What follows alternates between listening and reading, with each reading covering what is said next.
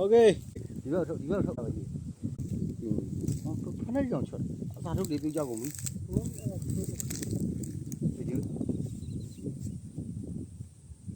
အပြင်ငါမထွက်ဘူးအပြင်ငါမလုပ်ပါဘူးငါကြည့်မှာငါပွဲကြည့်တဲ့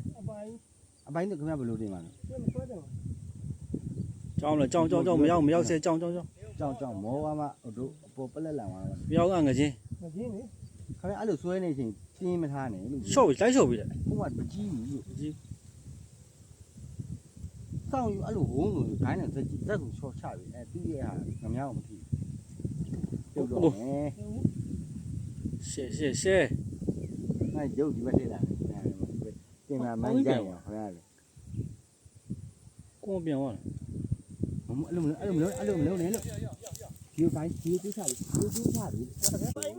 ဟိုဆိုင်ဒီနားရောက်နေငါဆွတ်တယ်လားဘယ်လောက်မှမရှိဘူးအပိုင်လို့ကြည့်လာမင်းကြိတ်ချောက်ကြည့်